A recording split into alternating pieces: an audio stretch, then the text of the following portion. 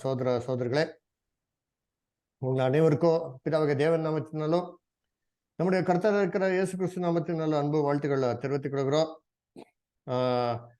தேவனுடைய கிருபையினாலே, அவருடைய இறக்கத்தினாலே இன்றைக்கு கூட சில ஒரு வேதத்தில் இருக்கிற முக்கியமான கருத்துகள் தேவன் மூலியமாக பேசுறதுக்கே தேவன் தந்த ஒரு கிருபைக்காக தேவனுக்கு ரொம்ப நன்றி இருக்கிறோம். அதனால இன்னைக்கு நாங்கள் பார்க்க போகிற ஒரு சப்ஜெக்டா என்னவென்றால் சுவிசேஷம் இல்லைங்களா, அப்படி என்றால் இங்கிலீஷ்ல காஸ்பல். காஸ்பல் என்றால் என்ன பண்ணலாம் நாங்க பார்க்கலாம் இல்லைங்களா. ஸோ பொதுவாக நீங்க எடுத்தா சுவிசேஷம் என்றால் என்னன்னாக்கா, நாங்கள் சுவிசேஷத்தை அறிவிக்கிறோம், நாங்கள் சுவிசேஷத்தை பேசுறோம் நிறைய பேர் சொல்றது நீங்க கேட்டிருக்கலாம். ஸோ சுவிசேஷம் என்றால் என்னவென்றால் இயேசு கிறிஸ்து பத்தி பேசுறது தான், இயேசு கிறிஸ்து பத்தி சொல்றது தான் என்னங்கோ சுவிசேஷம் என்னட்டு ஒரு ஆலோசனை. ஏன் அந்த மாதிரி ஆலோசனைனாக்கா, இயேசு கிறிஸ்து பொறுக்கும் போது தூதர்கள் வந்து என்னதான் சொன்னாருனாக்கா, உலகத்துல இருக்கிற எல்லா மனுஷர்களுக்கு இல்லைங்களா நற்செய்தி என்ன பண்றோம் நாங்க அறிவிக்கிறோம் சொன்னார். லூக்கா 2வது அதிகாரம் 10ஆம் வசனத்தை. அதனால இயேசு கிறிஸ்து பத்தி இல்லைங்களா சொல்றதா ஒரு நற்செய்தி என்னங்க ஒரு ஒரு பொதுவாக இருக்கிற ஒரு ஒரு ஆலோசனை. சரி, அதனாலே நாங்க வேதத்துல பார்த்தா இயேசு கிறிஸ்து பத்தி எழுதியிருக்கிற 4 முக்கியமான ஒரு புக் அப்படி என்றால் மத்தேயு, மார்க், லூக், அப்புறமா யோவான். இந்த 4 புஸ்தகத்துல நமக்கு என்னதான் ஒரு பேர் கொடுத்திருக்கானாக்கா, மத்தேயு எழுதின சுவிசேஷம், மார்க் எழுதின சுவிசேஷம், லூக் எழுதின சுவிசேஷம், இல்லைங்களா யோவான் எழுதின சுவிசேஷம். இதனால்தான் என்னங்கோ அந்த பேர் என்னங்கோ அந்த வந்துச்சு அந்த புஸ்தகங்களுக்கு இல்லைங்களா. சரி, இவ்வளவு 4 புஸ்தகங்கள் மொத்தம் தான் சுவிசேஷமா? அப்போ இயேசு கிறிஸ்து பத்தி மொத்தம் சுவிசேஷமா? வேற எங்க தேவனுடைய சுவிசேஷமே இல்லையா அண்ணா பார்த்தா, இதனால இன்னைக்கு நிறைய பேர் என்ன பண்ணிருக்காருனாக்கா, அந்த ஒரு பைபிள் புது ஏற்பாட்டோ ஒரு தனியாக பிரிண்ட் பண்ணி இன்னைக்கு என்ன பண்ணிருக்காரா ஒரு பப்ளிஷ் பண்றாரு. நீங்க நிறைய பேர் பார்த்திருக்கலாம்.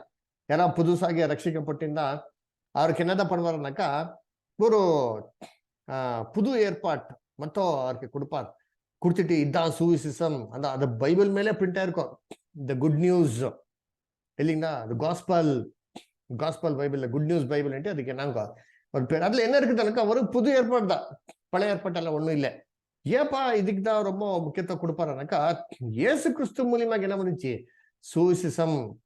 இயேசு கிறிஸ்து பொருந்ததுக்கு அப்புறம் தான் சுவிசேஷம் வந்துச்சு என்னங்க இருக்கும். சரி, அப்படி என்ற பழைய ஏற்பாட்டுல சுவிசேஷம் இல்லையா?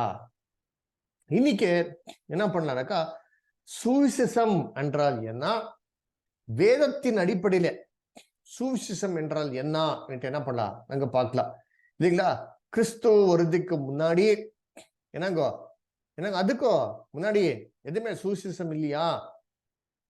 அப்ரஹாமுக்கு தேவன் என்ன சொன்னாரா ஒரு கேள்வி போட்டு, இந்த கேள்விக்கு வேதத்தின் அடிப்படையில் என்ன பண்ணலாம் பதில் பார்க்கலாம். தயவு செஞ்சு அந்த வசனத்தை வாசிங்கோ. கலாத்தியர் 3வது அதிகாரம் 8ஆம் வசனம். தயவு செஞ்சு நவீன் பதா நீங்க படிக்க முடியுமா? கலாத்தியர் 3:8.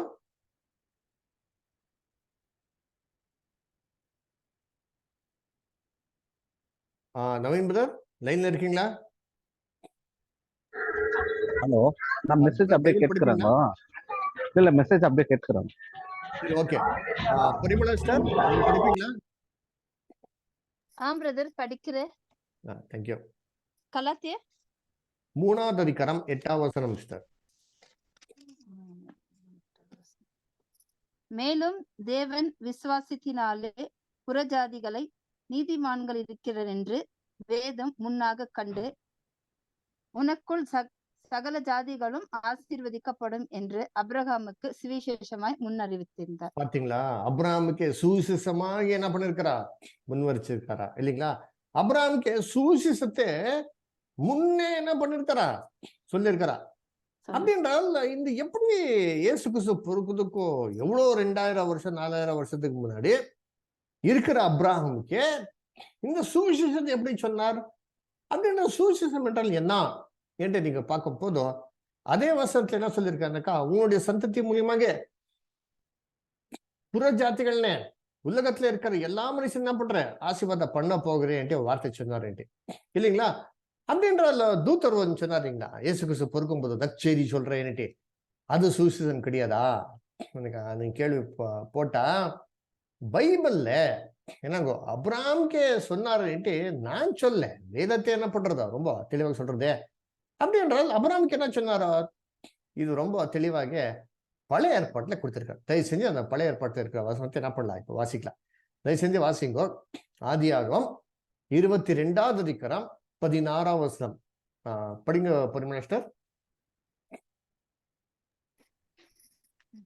நீ உன் புத்திரன் என்றும் உன் ஏகசுதன் என்றும் பாராமல் அவனை ஒப்பு கொடுத்து இந்த காரியத்தை செய்து படியலாம். படிங்க, அப்படியே கண்டினியூ பண்ணுங்க. 22nd continue.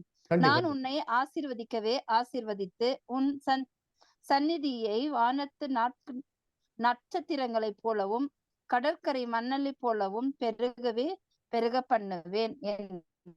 உன் சந்நிதியார் தங்கள் சத்துருக்களின் வாசல்களை சுதத்தரித்துக் கொள்ளுவார்கள் என்றும், நீ என் சொல்லுக்கு கீழ்ப்படைந்தபடியினால் உன் சந்நிதிகளுக்கு பூமியில் உள்ள சகல ஜாதிகளும் ஆசீர்வதிக்கப்படும் என்றும் என் பேரில் ஆணையிட்டேன் என்று கர்த்தர் சொல்லியிருக்கிறார் என்றார். கர்த்தர் ஆணையிட்டு என்ன பண்ணாரா சொன்னார். கர்த்தர் ஆணையிட்டு என்னதான் சொல்லியிருக்காருனாக்கா, உங்களுடைய சந்ததி மூலியமாக எல்லா மனுஷன் என்ன பண்ற ஆசீர்வாதம் பண்ணுவேன் என்னட்டு கர்த்தர் தன்மையில் ஆணையிட்டு என்ன பண்ணாரா சொன்னார். அப்படி என்றால் என்னங்கோ அவரு உலகத்தில் இருக்கிற எல்லா மனுஷன் என்ன பண்ற இப்போ ஆசீர்வதிக்க போகிறேன் இல்லைங்களா? கட்டாயமாக என்ன பண்றேன் பிளஸ் பண்ண போகிறேன் சொல்றாரு இல்லைங்களா? சில பேர் நரக்கத்துக்கு போட்டு சில பேர் மொத்தம் தான் ஆசீர்வாதத்தை பண்றேன்ட்டு தேவன் என்ன பண்றேன் சொல்ல இல்லைங்களா? அப்போ தேவன் என்ன சொல்லியிருக்கா, எல்லா மனுஷன் என்ன பண்ற ஆசீர்வாதம் பண்ண போகிறேன் என்னட்டு தன்மேல் ஆணை வச்சுட்டு என்ன பண்ணிருக்காரா இப்ப சொல்லியிருக்காரா. இப்ப யோசனை பண்ணுங்க, அப்ப தேவன் பொய் சொல்றாரா? ஆணை வெட்டி சொல்லியிருக்காருனாக்கா அப்ப தேவன் பொய் சொல்றதுக்கு வாய்ப்பு இருக்குதா? இல்லையே.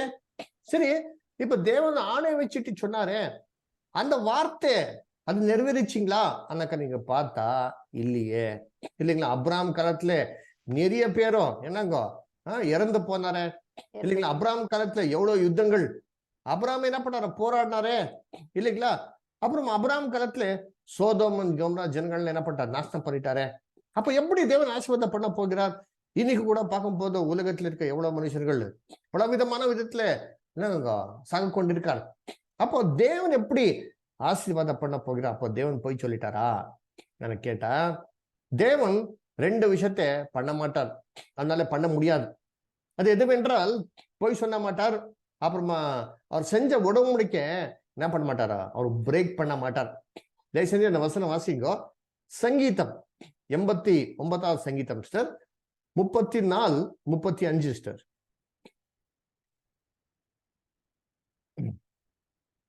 பரமேஸ்வர் வாசிங்கோ. சங்கீதம் 89வது அதிகாரம் 34, 35. 89, 34 and 35 சிஸ்டர். ஒரு நிமிஷம் பிரதர்.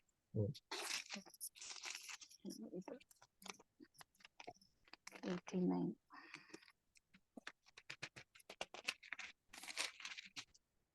36ங்களா? இல்ல 34வது வசனம் 35வது வசனம் சிஸ்டர். என் உடன்படிக்கையை மீறாமலும் என் உதடுகள் விளம்பினத்தை மாற்றாமல் இருப்பேன். ஒரு விசை என் பரிசுத்தத்தின் பேரில் ஆணையிட்டேன், தாவீதுக்கு நான் பொய் சொல்லலேன். பாத்தீங்களா எவ்வளவு தெளிவா சொல்லி இருக்காரோ.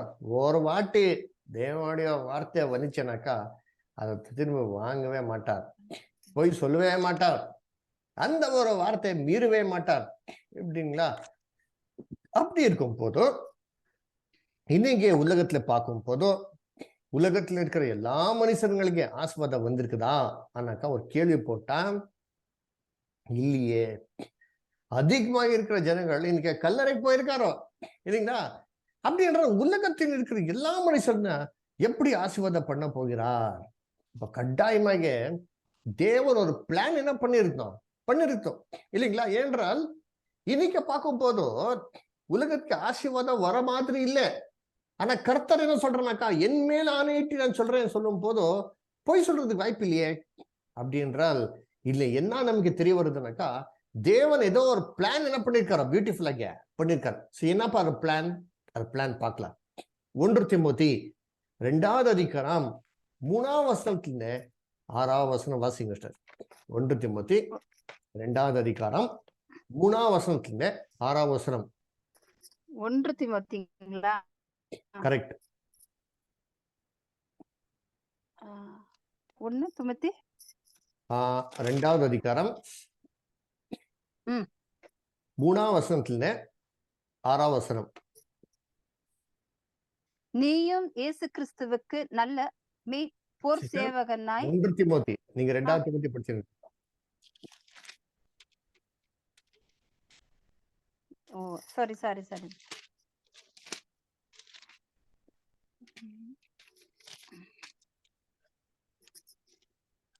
நம்முடைய இரட்சகராகிய தேவனுக்கு முன்பாக அது நன்மையும் பிரியமாய் இருக்கிறது.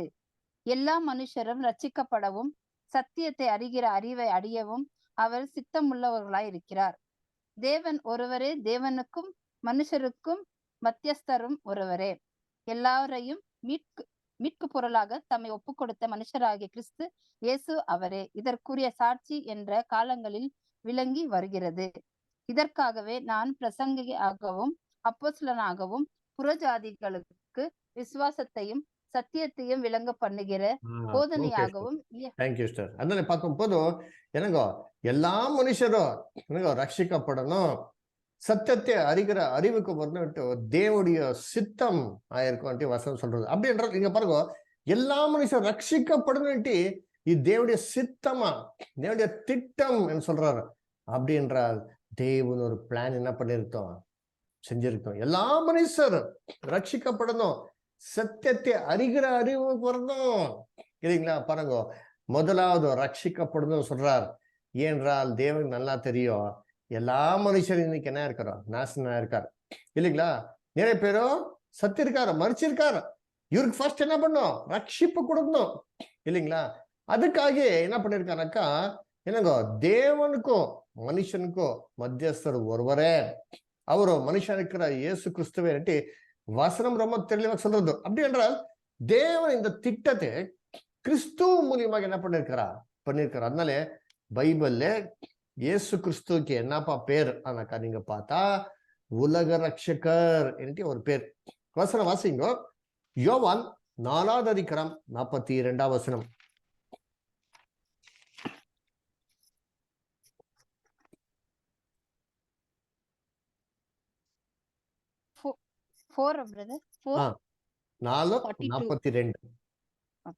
அந்த ஸ்திரீயை நோக்கி, உன் சொல்லி நிமித்தம் அல்ல, அவருடைய உபதேசத்தை தாங்களே கேட்டு அவர் மெய்யாய் கிறிஸ்தவராகிய உலக ரட்சகராக அறிந்து விசுவாசிக்கிறோம் என்றார்கள். பாத்தீங்களா, உலக ரட்சகர்.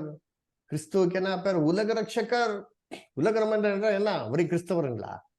உலகத்துல இருக்கிற அத்தனை நபர்கள் இல்லைங்களா, இந்துஸானா இருக்கட்டும், முஸ்லிம்ஸானா இருக்கட்டும், புத்திஸ்ட், ஏத்திஸ்ட் இல்லைங்களா, கிறிஸ்தவர்கள் கூட எல்லாருக்கும் கிறிஸ்து என்னங்கோ ரட்சகர்.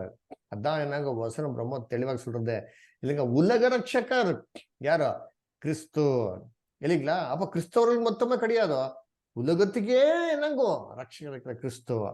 இன்னொரு வசனம் வாசிங்க சிஸ்டர். 1 தீமோத்தி 4வது அதிகாரம் 10ஆம் வசனம்.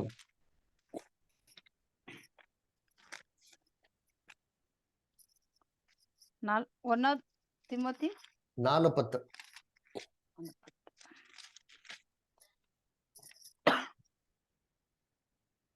ஏனென்றால் தோமோ இப்ராஹிம் மேல் 1 தீமோத்தி 4:10 வாசிங்க. சாரி 4:10.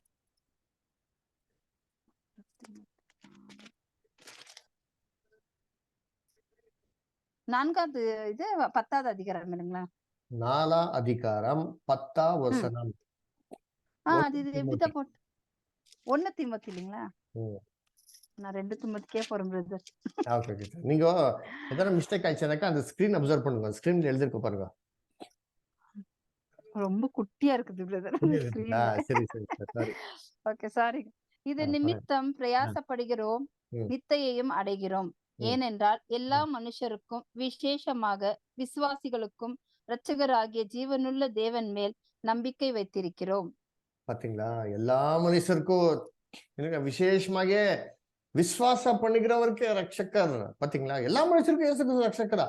ஆனா விசேஷமாக யார் இன்னைக்கு இயேசு கிறிஸ்து நம்புறாங்களோ அவருக்கு என்ன ரட்சிப்பு அப்படின்றால், இதுல என்ன தெரிய வருதுன்னாக்கா, கிறிஸ்துவ மூலியமா எல்லாருக்கும் ரட்சிப்பு இருக்கும் இல்லைங்களா? எல்லாருக்கும் ரட்சிப்பு இருக்கும் இல்லைங்களா? கிறிஸ்தவர்களுக்கும் இருக்கும், புறஜாதி ஜனங்களுக்கு கூட இருக்கும். இதுல விசேஷமான யாருக்கு இருக்குதுன்னாக்கா, என்னங்கோ, அவருங்க நம்புறவருக்கே. யார் நம்புறாரோ கிறிஸ்துவன் இப்போ அவருக்கு விசேஷமாக ரட்சிப்பு இருக்குதுங்களா? இன்னொரு வசனம் வாசிக்கலாம் சார். 1 யோவான் ஆம். 2வது அதிகாரம் 2வது வசனம். 1 யோவான் 2வது அதிகாரம் 2வது வசனம். 1 யோவான் 2.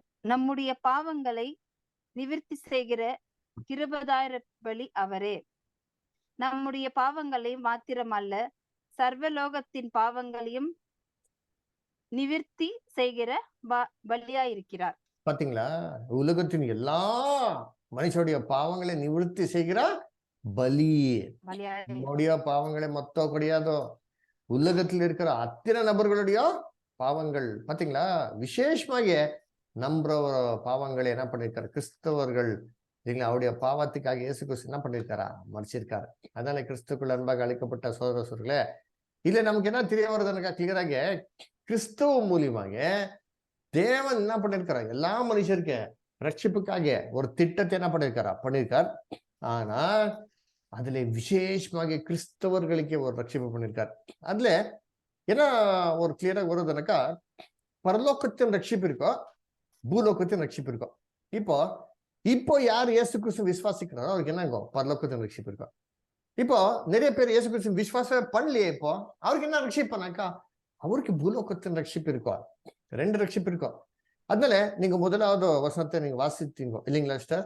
அபிரகாமுக்கு என்ன சொன்னாரோ, உங்களுடைய சந்ததி மூலியமாக எல்லா மனுஷனும் ஆசீர்வாதம் பண்ண போகிறேன், வானத்துல இருக்கிற நட்சத்திரங்கள் போலையும் கடற்கல்ல இருக்கிற மண்ணல் போல ஆசீர்வாதம் பண்ண போகிறேன்னு சொன்னார். கரெக்டுங்களா? இப்போ தேவன் ஏன் 2 சொன்னாரா? எதனா ஒரு சொல்லிருக்கலாமே. இப்போ வானத்துல இருக்கிற நட்சத்திரங்களை எண்ண முடியுமா? எண்ண முடியாதோ. கடற்கரையில இருக்கிற மண்ணல் என்ன முடியுமா? என்ன முடியாது. ஏதாவது ஒரு சொல்லிருக்கலாம். எதுக்கு 2 சொன்னாருனாக்கா, அதுதான் 2 ரட்சிப்போ இல்லைங்களா? வானத்துல இருக்கிற நட்சத்திரங்கள்னாக்கா என்னங்கோ? பரலோகத்தின் ரட்சிப்போ. கடற்கரையில இருக்க மண்ணலன்னு சொல்லும் போது பூலோகத்தின் ரட்சிப்போ. இந்த 2 ரட்சிப்போ எல்லா மனுஷர்களுக்கு என்ன பண்ணிருக்காரா? தேவன் பிளான் பண்ணிருக்காரு இல்லைங்களா? அதனாலே யோசனை பண்ணுங்க. இன்னைக்கு நிறைய பேரோ மறிச்சு போயிருக்காருனாக்கா, இவரெல்லாம் திரும்பி எஞ்சி வருவார். எஞ்சி வருதும் அதுக்கப்புறம் தான் என்ன ரட்சிப்பு கொடுக்க முடியும். அதான் வசனம் என்ன சொல்றதுனாக்கா, எல்லா மனுஷர் ரட்சிக்கப்படணும், சத்தியத்தை அறிகிற அறிவுக்கு வரணும். இதான் தேவன திட்டமா சொல்றாரு. பாத்தீங்களா? அப்போ எல்லா மனுஷர் கல்லறையில ஏஞ்சி வரணும் தான் வசனம் சொல்றது இல்லைங்களா? வசனம் வாசிக்கல சார். 1 கொரிந்தியர் 15வது அதிகாரம் 22வது வசனம். 1 கொரிந்தியர் 15:22 சார். 22.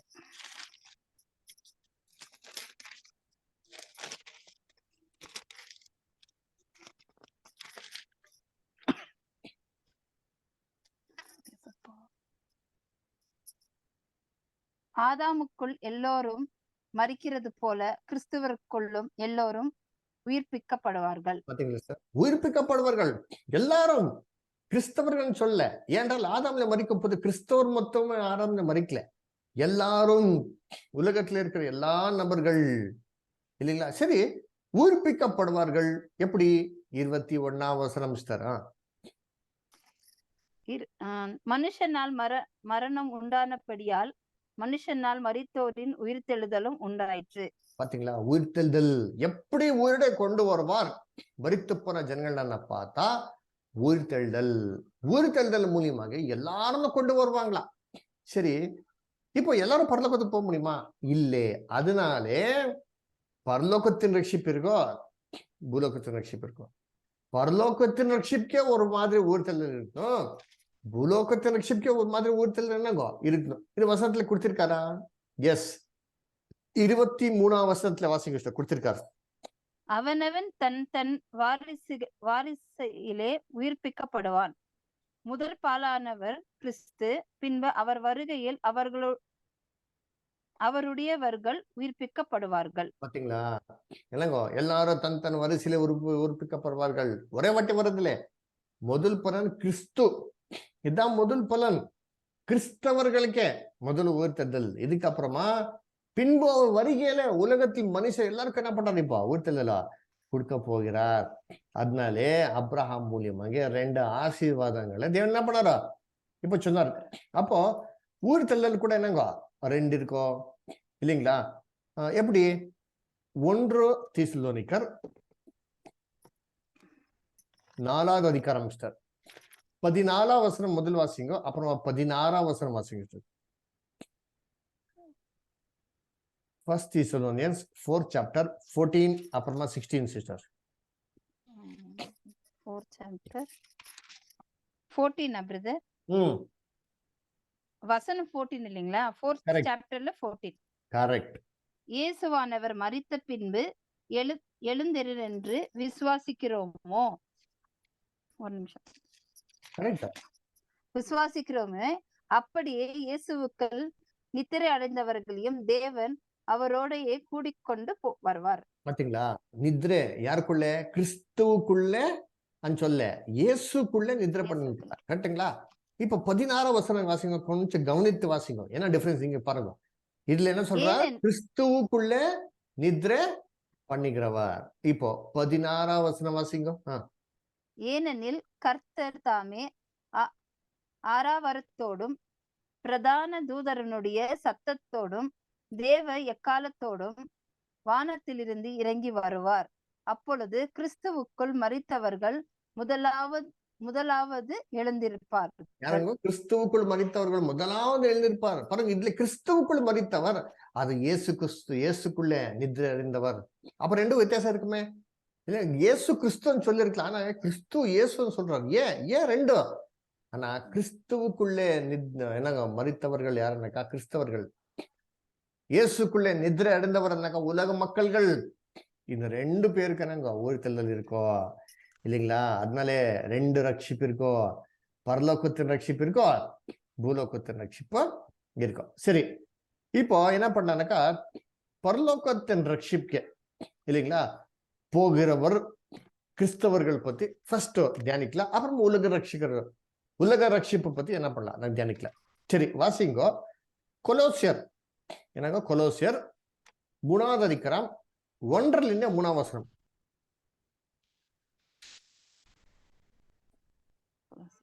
நீங்கள் கிறிஸ்தவனுடன் கூட எழுந்து துண்டானால் கிறிஸ்து தேவனுடைய வலது பராசில் வீற்றிருக்கும் இடத்திலுள்ள மேலாண்மையவைகளை தேடல்.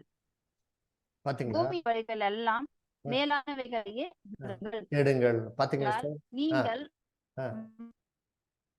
உங்கள் ஜீவன் கிறிஸ்துவனுடைய தேவனுக்கு மறைந்திருக்கிறது.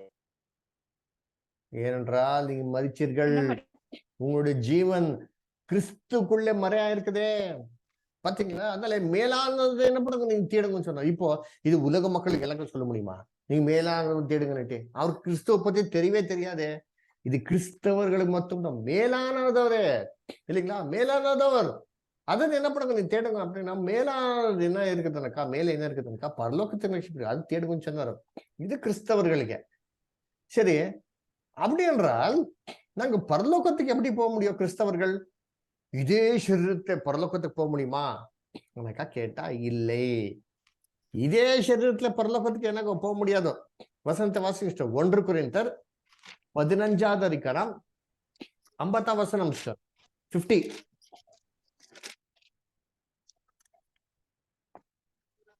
சகோதரரே, நான் சொல்லுகிறது என்னவெனில் மாம்சமும் ரத்தமும் தேவனுடைய ராஜ்யத்தை சுத்திகரிக்க மாட்டாது, சுதந்திரிக்க மாட்டாது. பாத்தீங்களா? சுதந்திரிக்க மாட்டாது. அப்படின்னா ரத்த மாம்சத்துல இதே தேகத்துல எங்க போக முடியாது சார்? பரலோகத்துக்கு என்னங்க போக முடியாது. அப்ப பரலோகத்துக்கு போறதுக்கே ஒரு பாடி தேவை. என்ன பாடி தேவைன்னாக்கா ஆவிக்குரியான ஒரு சரீரம் என்னங்கோ தேவை இல்லைங்களா?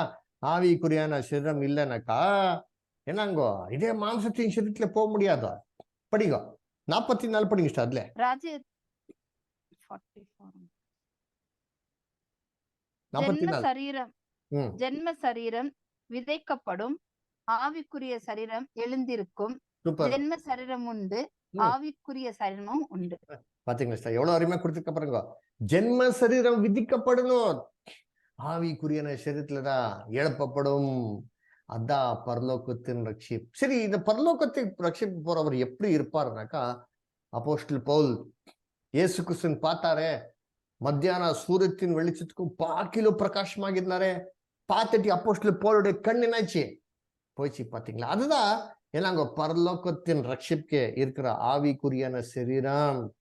இதுதான் தேவன் என்ன பண்ணார், அவருக்கு கொடுக்க போகிறார் இல்லைங்களா. சரி, இது பரலோகத்தின் ரட்சிப்பு இல்லைங்களா. இவரு பரலோகத்துக்கு போயிட்டு என்ன பண்ணுவார், சபை பரலோகத்துக்கு போயிட்டு என்ன பண்ணுவார் சிஸ்டர்? உங்களுக்கு என்ன ஆலோசனை இருக்குதுங்களா? என்ன பண்ண போகிறார் சபை பரலோகத்துக்கு போயிட்டு?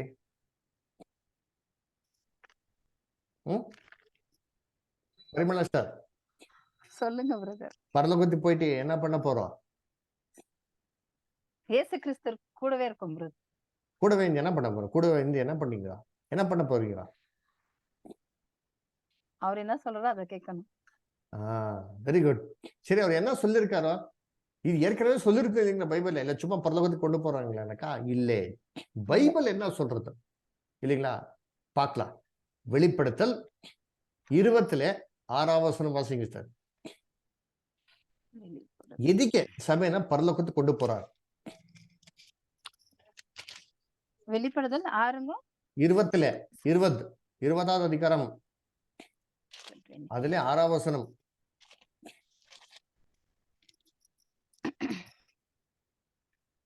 முதலாம் உயிர்த்தெழுதற்கு பங்குள்ளவன் பாக்கியவானும் பரிசுத்தவனமாயிருக்கிறான். இவர்கள் மேல் இரண்டாம் மரணத்திற்கு அதிகாரம் இல்லை.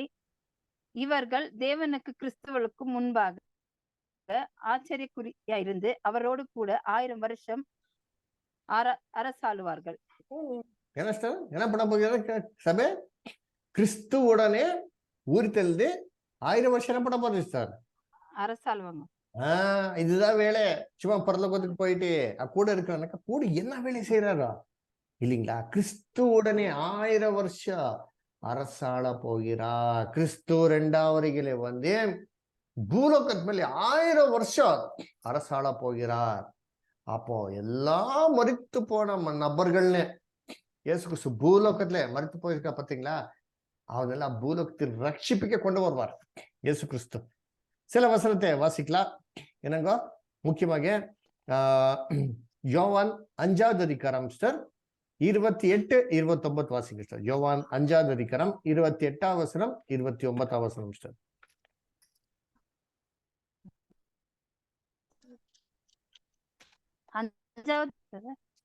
யோவான் 5வது அதிகாரம் 28ங்களா? ஆமா, 28-29. இதை குறித்து நீங்கள் பிரேத கூலியில் உள்ள அனைவரும் அவருடைய சத்தத்தை காலம், அப்பொழுது நன்மை செய்தவர்களை அடையும்படி எழுந்திருக்கிறவர்களாகவும் தீமை செய்யவும் புறப்படுவார்கள். பாத்தீங்களா, என்னங்கோ அவர் சத்தத்தை கேட்கிற நாள் வரும்.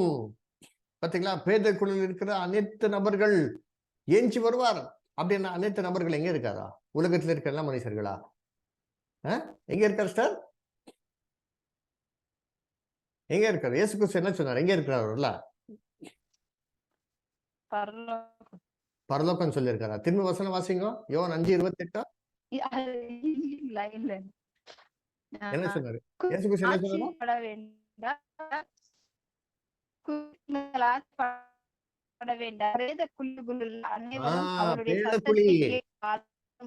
எல்லாம் இங்க எந்த குழியில இருக்காரா? பேத குழியில தான் இருக்காரா இல்லைங்களா? எல்லாம் அங்கேதான் இருக்காரா? இவர்கள் தான் திரும்பி ஊரோட பூலோகத்துக்கு கர்த்தர் கொண்டு வருவார். இதான் பூலோகத்தின் ரட்சிப்பு. மரித்து போன அனைத்து நபர் எல்லா திரும்பி ஏஞ்சி வருவார். இதே பூலோகத்துக்கு ஏஞ்சி வருவார். அதனால பார்த்தோம் இல்லைங்களா, ஆதாம்குள்ளே மரித்தவர் எல்லாரும் கிறிஸ்துவுக்குள்ளே உயிர்ப்பிக்கப்படுவார். எப்படி மனுஷன் மூலியமாகிய மரணம் வந்துச்சோ அப்படியே கிறிஸ்துவ மூலியமாகிய உயிர்த்தெழுதல் வந்துச்சு. பாத்தீங்களா? வசனம் எப்படி இருக்கும்? ஜோடியா இருக்க பாத்தீங்க. இப்படிதான் பைபிள்ல படிக்கணும். இங்க கொஞ்சமோ அங்க கொஞ்சமோ கர்த்தருடைய வேதத்திலே தேடி என்ன பண்ணோம்? வாசிக்கணும். பாத்தீங்களா? எல்லா வசனம் இருக்கும். இன்னும் நிறைய வசனங்கள் இருக்கும். நீ வேணுமே எழுதிக்கலாம். ஏசாயா 35:10, வெளிப்படுத்தல் 21 அதிகாரம் 4 வசனம் இல்லைங்களா? அப்புறமா ஏசாயா 26 அதிகாரம் 19 வசனம், யோப் 14 அதிகாரம் 14 வசனம், சங்கீதம் 90 3 வசனம் இல்லைங்களா? நிறைய வசனம் இருக்கும். இன்னொரு வசனம் வாசிங்கோ. யோப் 33 அதிகாரம் 24 வசனம் 25 வசனம். ஒரு நிமிஷம். ஓகே. நவீன் பிரதர் லைன்ல இருக்கீங்களா? கேட்டு இருக்கீங்களா?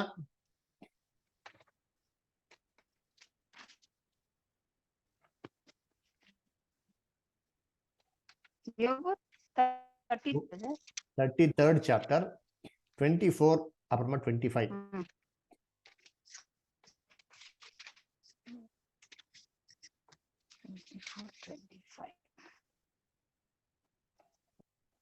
அவர் அவனுக்கு இறங்கி அவன் குழியில் இறங்காத படிக்கும் நீர் அவனை ரட்சிப்பும் மீட்புக்கு பொருளை நான் பிடித்தேன் என்றார்.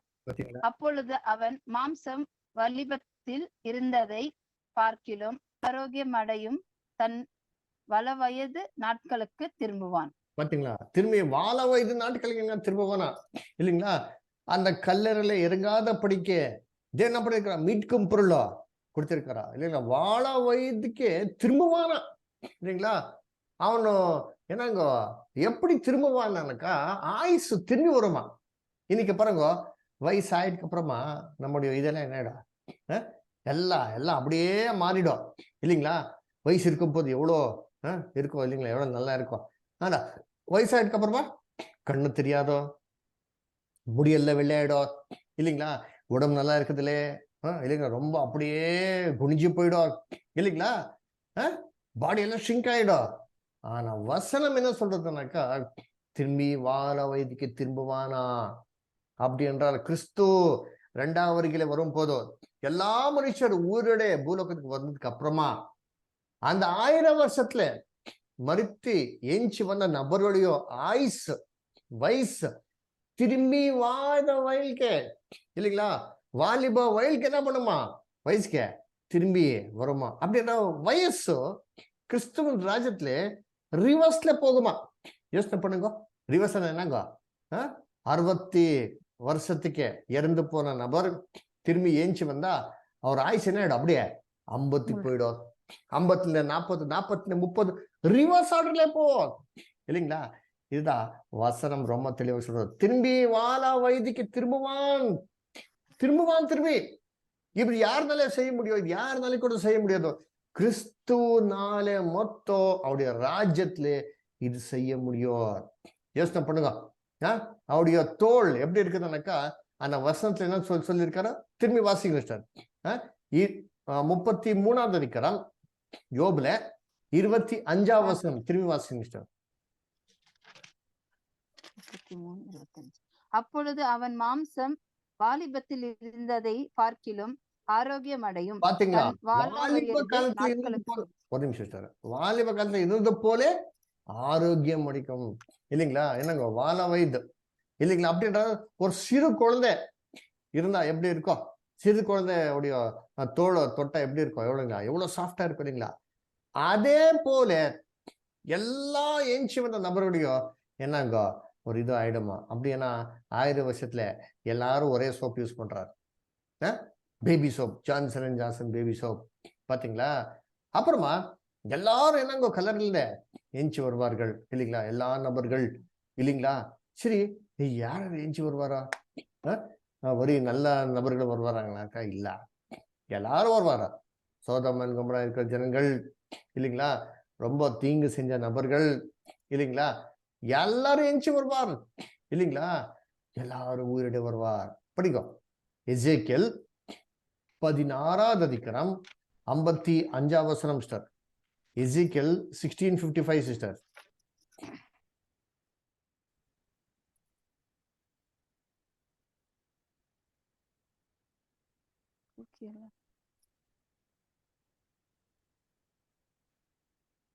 தமிழ்ல கூட அதே பேரா பிரதர்? ஆமா, எஜிக்கேல் தான். நீங்க தானியலுக்கு முன்னாடி வரும் பாத்தீங்களா, எசேக்கியேல், டேனியல். அச்சா அச்சா, okay okay okay.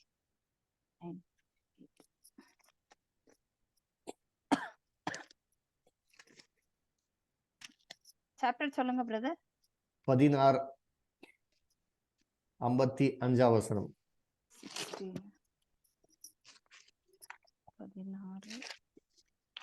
Naveen brother லைன்ல இருக்கீங்களா?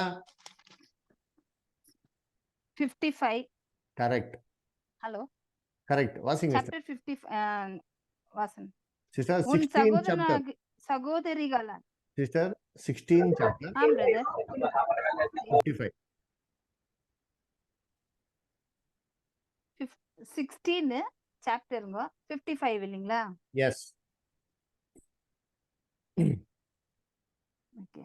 உன் சகோதரிகளாகிய சேதேமும் அவர் குமாரத்திகளும் தங்கள் முந்தி சீரும் திரும்புவார்கள். சமாரியாவும் அவர்கள் குமாரத்திகளும் தங்கள் முந்தின சீருக்கு திரும்புவார்கள். நீயும் உன் குமாரத்திகளும் உங்கள் முந்தின சீருக்கு திரும்புவீர்கள். பாத்தீங்களா, சமாரியா, சோதோம் கோமோரா, இஸ்ரேல் எல்லாரும் திரும்பி ரட்சிக்கப்படுவாங்களா இல்லைங்களா? அப்படி என்றால் கிறிஸ்தவன் ராஜ்யத்துல உயிர்த்தெழுதல் யாருக்கு இருக்குதுனாக்கா, நல்ல மனுஷருக்கு மொத்தமே கிடையாதோ, எல்லா தீங்கு செஞ்ச நபர்கள் கூட எனக்கு உயிர்த்தெழுதல் இருப்பா. அப்ப கிறிஸ்தவ 2வது வருகையில வந்த உடனே என்ன செய்யறாருக்கா, முதல் வேலை அவர் செய்யறது என்னன்னா, சாத்தானா 1000 வருஷம் கட்டுறாரு சிஸ்டர். ஏன் 1000 வருஷம் கட்டணும் ஏனென்றால், புறஜாதி ஜனங்கள் கிறிஸ்துவினை அறியாமல் அவர் மரிச்சு போயிருக்காரு. அவர் திரும்பி ஏஞ்சி வருவாரு. அவருக்கு சத்தியத்தை கொடுக்குமே, அவர் சத்தியத்தை புரிஞ்சுக்கணுமே. அப்ப திரும்பி சாத்தான் இந்த எப்படி அவர் கத்துக்கொள்வார்? அதனாலே இயேசு கிறிஸ்து வந்த உடனே சாத்தான கட்ட போகிறார். ஏனென்றால் புறஜாதி ஜனங்கள் சத்தியத்தை என்ன பண்ணிப்போ தெரிஞ்சுக்கணும். படிங்க சிஸ்டர். வெளிப்படுத்தல் சிஸ்டர் 20வது அதிகாரம் 2வது வசனம் 3வது வசனம் வாசிங்க sister. Revelation chapter 20 verse 2 and 3.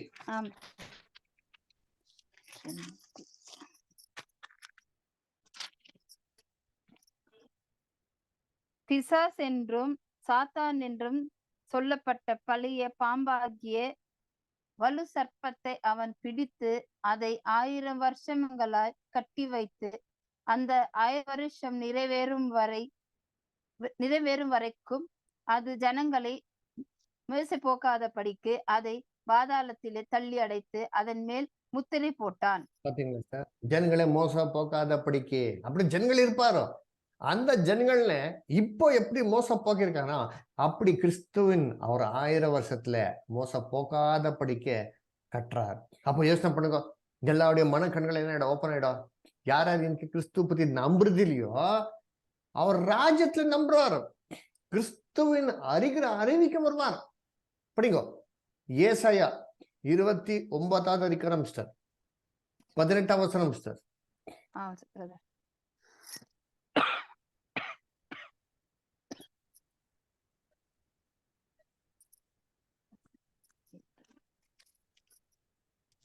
எசாயா 29வது அதிகாரம் 18வது வசனம்.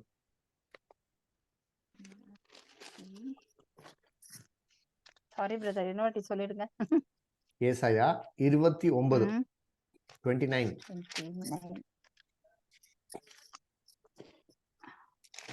அதுல 18.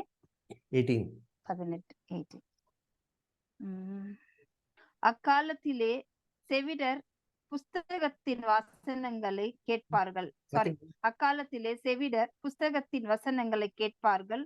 குருடரின் கண்கள் இருளும் அந்த காலத்துக்கும் நீலாங்களாகி பார்வை அடையும். அந்த காலத்துல எந்த காலத்துல? அந்த நாட்கள் என்னக்கா, கிறிஸ்துவின் நாட்கள்ல, கிறிஸ்துவின் 1000 வருஷத்துல இல்லைங்களா, கண்கள் திறக்கப்படும். என்ன கண்களா?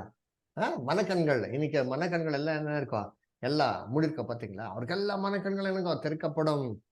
இல்லைங்களா? அப்புறமா சிஸ்டர் 24 வசனம் சிஸ்டர். அதுல வலுவி போகிற மனதை உடையவர்கள் புத்திமான்களாகி முறுமுறுக்கிறவர்கள் உபதேசம் கற்றுக்கொள்வார்கள். பாத்தீங்களா சார், முறுமுறுக்கிறவர்கள். இன்னைக்கு யாரெல்லாம் முறுமுறுக்கிறோ, எவ்வளோ கிறிஸ்துவ பத்தி சொன்னா கூட என்ன பண்ண மாட்டாங்க, யாரோ ஏத்துக்க மாட்டார். பத்தி இதெல்லாம் ஏத்துக்கிறாரப்போ இல்லைங்களா? உபதேசத்துக்கே வருவார். இப்போ யோசனை பண்ணுங்க, எவ்வளவு பேரோ கிறிஸ்துவ ரட்சிக்கப்பட்டிருக்காங்க. நீங்க சொல்லுங்க, இப்போ நீ உன் வீட்டுல பக்கத்துல இருக்கிற அயல்கார்கள் எல்லாரும் ரட்சிக்கப்பட்டிருக்காங்களா? இல்ல. எவ்வளோ ஒரு சொன்னா கூட கேட்க மாட்டாரு. எவ்வளோ மிஷினரி ஆக்டிவிட்டிஸ் இல்லைங்களா? எவ்வளோ செஞ்சா கூட உலகத்துல 33% மொத்தம் கிறிஸ்தவரா இருக்காரு. அவ்வளவுதான் சிஸ்டர். அப்ப வேற ஜனங்களுக்கு எப்படி? இல்ல, இந்தியாவில பார்த்தா 3% மொத்தம் கிறிஸ்தவர்கள். அதனால கிறிஸ்து 2ஆம் வருகையிலே உலகத்தையே மாத்த போகிறார் சிஸ்டர். எல்லா மனுஷர்கள் கிறிஸ்துவின் அறிவிக்க வர போகிறார். எங்கே எங்க தெரியுங்களா? எரேமியா 31வது அதிகாரம் 34வது வசனம் வாசிங்க. எரேமியா 31வது அதிகாரம் 34வது வசனம்.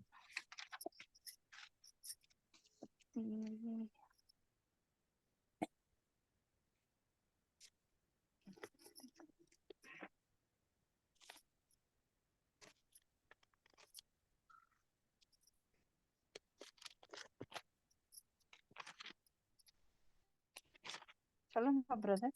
எரேமியா 31:34 படிங்க. 31:34.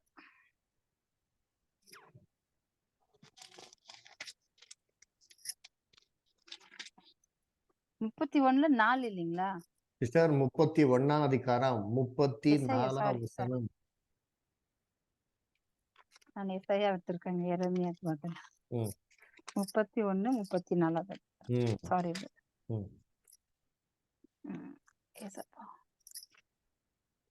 இனி ஒருவன் தன் அயலானையும் ஒருவன் தன் சகோதரனையும் நோக்கி கர்த்தரை அறிந்து கொள் என்று போதிப்பதில்லை. அவர்களில் சிறியவனும் முதல் பெரியவன் மட்டும் எல்லோரும் என்னை அறிந்து கொள்வார்கள் என்று கர்த்தர் சொல்லுகிறார். நான் அவர்கள் அக்கிரமத்தை மன்னித்து அவர்கள் பாவங்களை இனி நினையாதிருப்பேன். பாத்தீங்களா? இப்போ அப்படி இருக்குதுங்க சிஸ்டர். ஒரு வீட்டாரும் இன்னொரு வீட்டாருக்கு போயிட்டு அயலானார் போயிட்டு நீங்க கர்த்தரை அறிந்து கொள்ளுங்கள் என்று சொல்றதே தேவையில்லை. இப்போ அப்படி இருக்குதா? இப்ப சொல்றது தேவையில்லையா? இப்ப சொல்லுவோம் இல்லைங்களா? என்றால் யாருக்கும் தெரியாதே. கேட்டுங்களா? ஆனா கிறிஸ்துவின் ராஜ்யத்துல ஒருத்தர் இன்னொருத்தருக்கு போயிட்டு சொல்றது தேவையே இல்லை சொல்றாரா? அப்புறமா ஃபுல்லா முடிச்சிடுங்க அந்த வசனம். 34 ஆச்சுங்களா? அதுல சிறுவன் முதல் கொண்டோ பெரியவன் என்னங்க கர்த்தர் என்ன பண்ண கர்த்தர் அறிந்திருக்கிறார். இப்போ அப்படி இருக்குதா?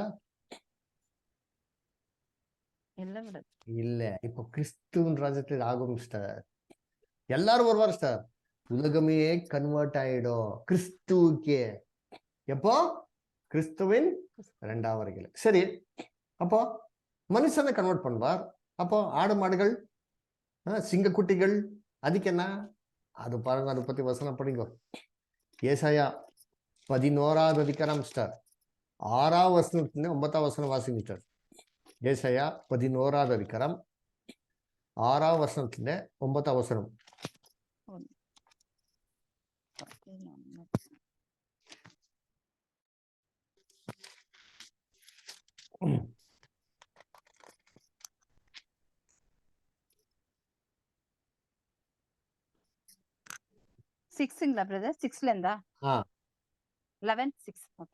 அப்பொழுது ஓனாய் ஆட்டுக்குட்டியோடு தங்கும். நிதானமா கவனித்து படிங்க. ஓனாய் என்னங்க ஸ்டார்?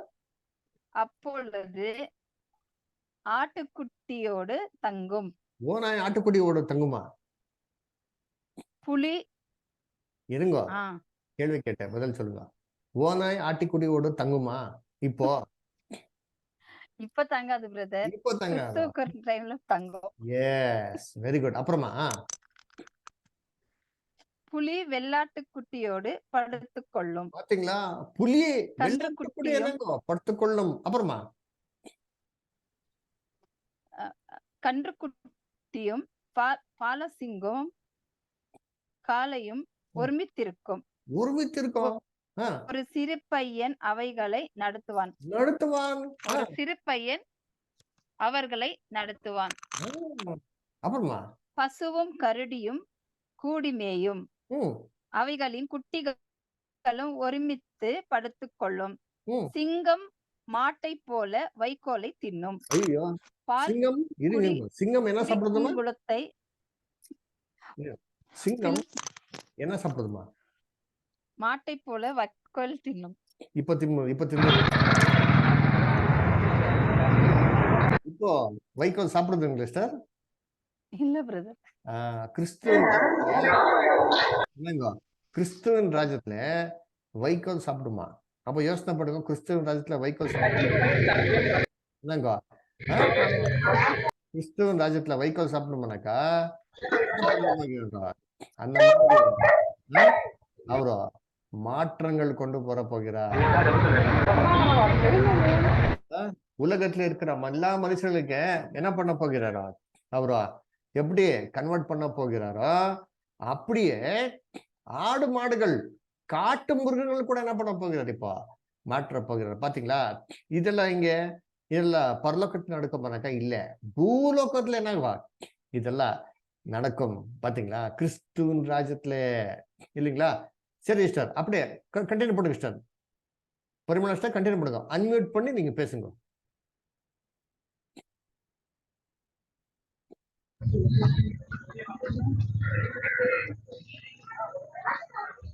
பரிமளா ஸ்டார்,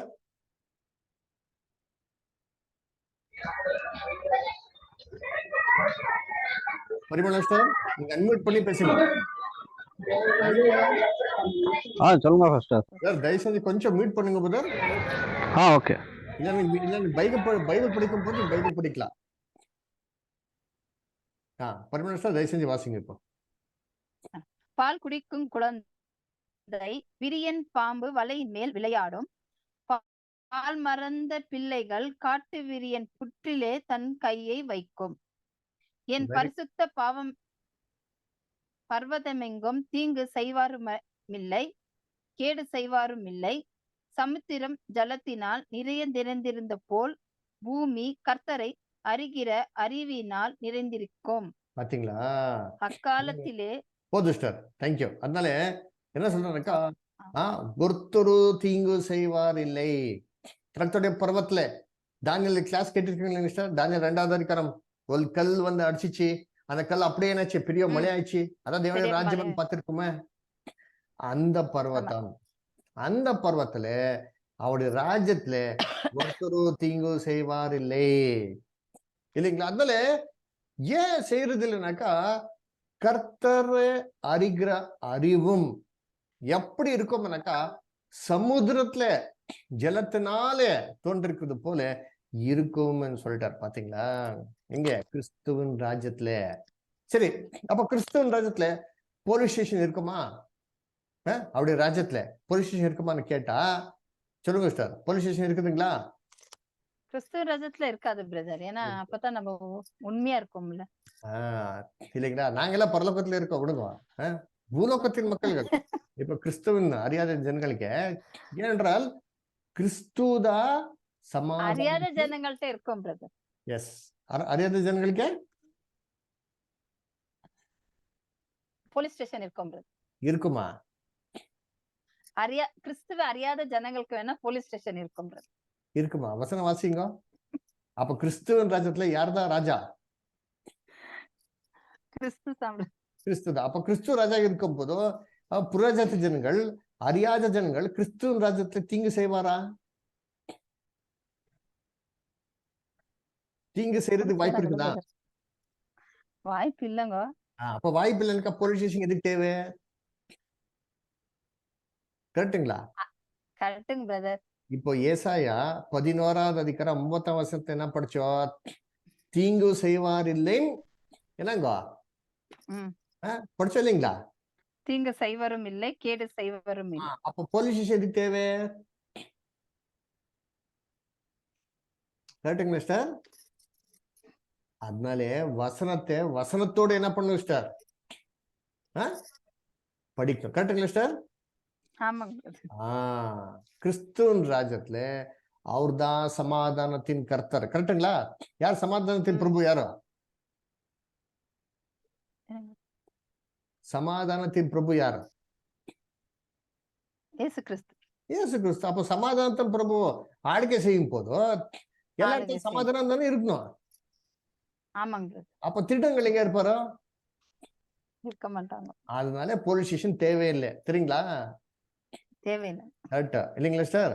அதனால நம்முடைய ஆலோசனைகள் வேதத்தின் ஆலோசனை படியாக என்ன பண்ணோம்? கொஞ்சம் நாங்க என்ன பண்ணோம்? அதுபடி திங்க் பண்ணோம். கரெக்டுங்களா சார்?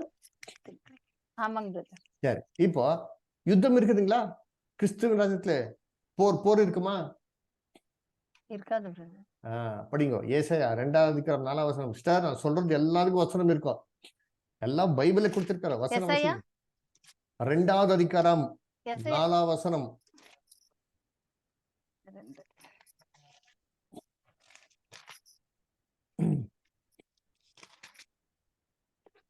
அவர் ஜாதிகளுக்குள் நியாய தீர்த்து திரளான ஜனங்களை கடித்துக் கொள்வார்.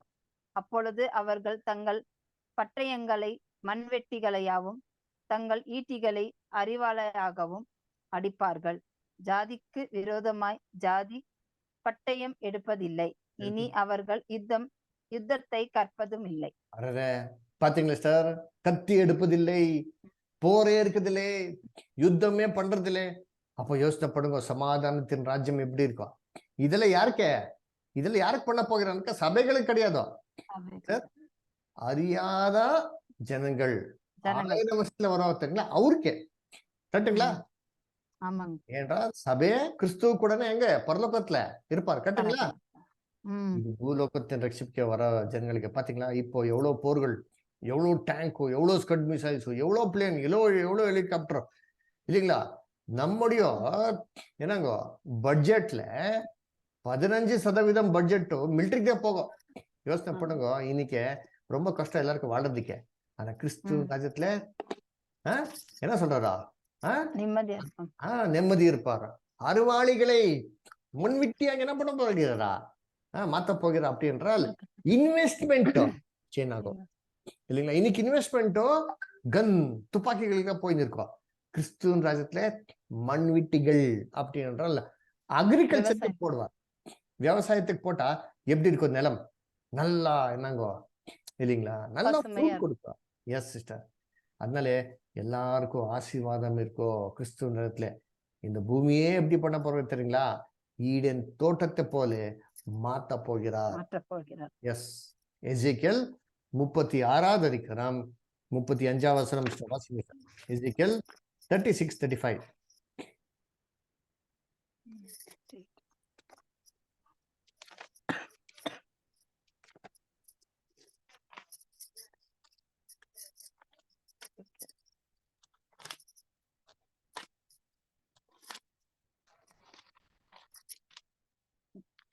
சொல்லுங்க பிரதர். எசேக்கியேல் 36வது அதிகாரம் 35ஆம் வசனம்.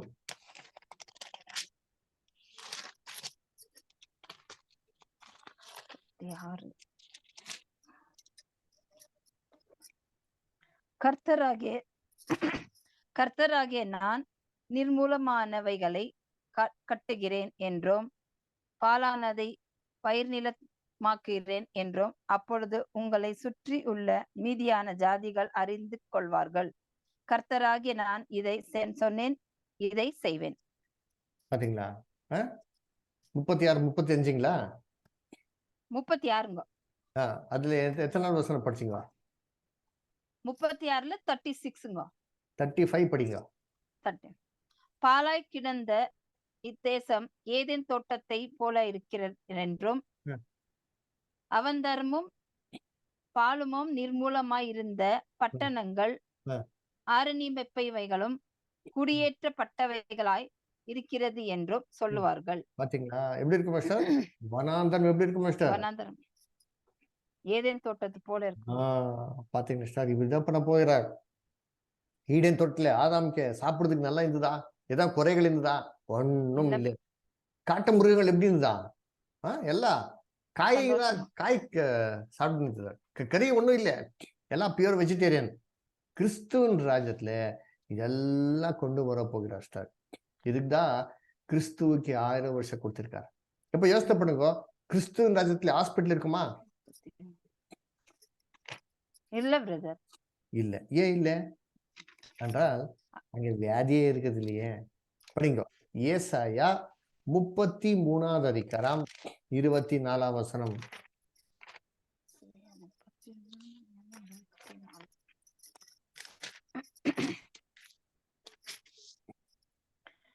வியாதியப்பட்டிருக்கிறேன் என்று நகரவாசிகள் சொல்வதில்லை, அதில் வாசமாயிருக்கிற ஜனத்தின் அக்கிரமம் மன்னிக்கப்பட்டிருக்கும். பாத்தீங்களா, அக்கிரமம் மன்னிக்கப்பட்டிருக்கிறதுனாலே யாருக்கும் வியாதி இருக்குதுல.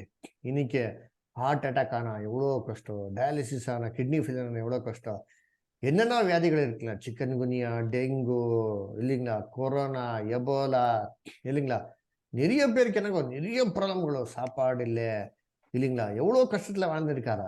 கிறிஸ்துவின் ராஜ்யத்துல எல்லாருக்கும் என்னங்க சமாதானம் வரும் இல்லைங்களா. அதனால கிறிஸ்துவின் ராஜ்யத்துல என்னங்கோ எல்லா மனுஷனுக்கு ஆசீர்வாதம் கொடுக்க போகிறார் தேவன் இல்லைங்களா.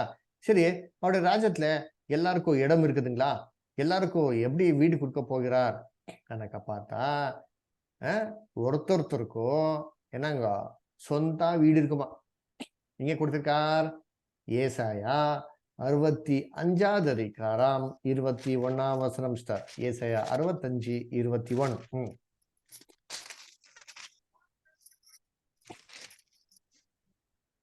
வீடுகளை கட்டி அவைகளின் குடியிருப்பார்கள், திராட்சை தோட்டத்துக்களை நாட்டி அவைகளின் கனியை புசிப்பார்கள்.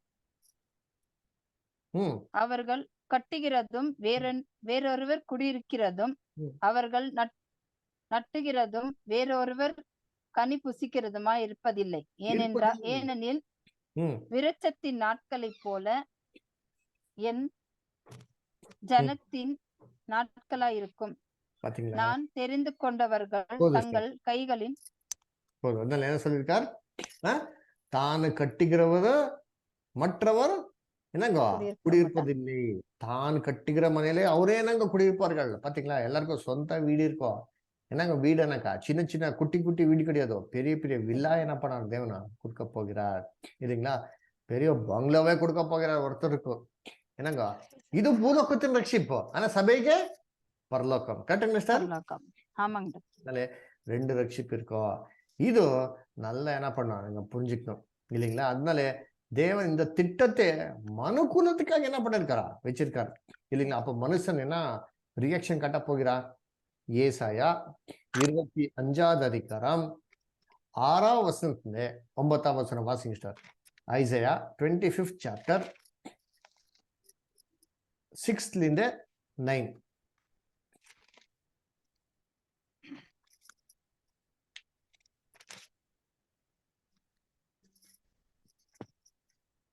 சேனைகளில் கர்த்தர் இந்த மலையிலே சகல ஜனங்களுக்கும் ஒரு விருந்தை ஆயத்தப்படுத்துவார். பாத்தீங்களா, மலை என்னக்கா என்னங்கோ பர்வத்தம். தானியல் 2வது அதிகாரத்துல பர்வத்தம் என்னக்கா என்னங்கோ ராஜ்யம். அப்ப தேவடைய ராஜ்யத்துல விருந்து செய்ய போகிறாரா. இதெல்லாம் லிட்டரல் கிடையாது. விருந்து என்னக்கா ஆசீர்வாதங்கள் கொடுக்க போகிறாரா.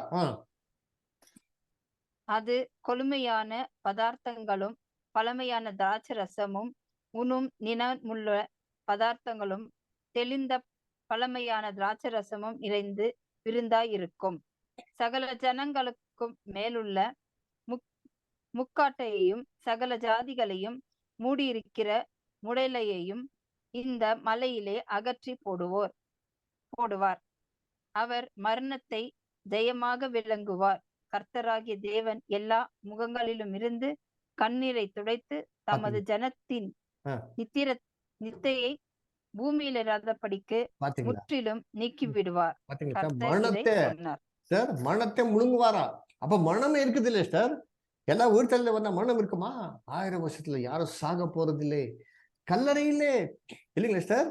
சரிங்களா? ஆமாம். எல்லாருடைய இது என்ன பண்றாரா?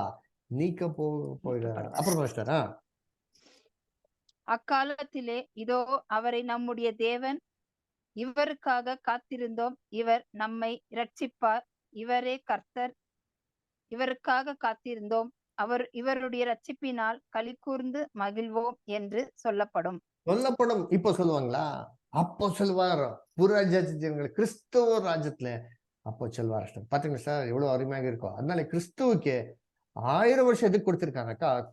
விழுது போன மனுஷன்னு சத்தியத்தை கொடுத்து நிதானமாக அதை பரிபூர்ணமான நிலைமைக்கு கொண்டு வர்றதுதான் 1000 வருஷம் கொடுத்திருக்காரு இல்லைங்களா? இந்த மேஜிக்கா பண்ண போகிறது இல்ல, 1000 years நிதானமாக என்ன பண்ண போகிறார். அதனால கிறிஸ்து என்ன ஜெபத்தை கத்துக் கொடுத்தார்?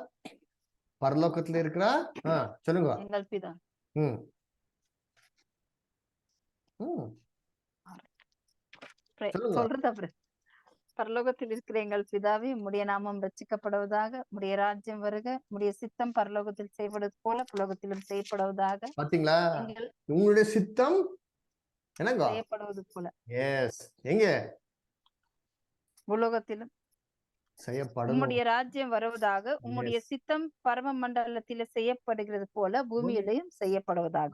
இதுல ரொம்ப தெளிவா கொடுத்திருக்கார். அவர் ராஜ்யம் வருவதாக. இங்கதான் ராஜ்யம் வரணும்.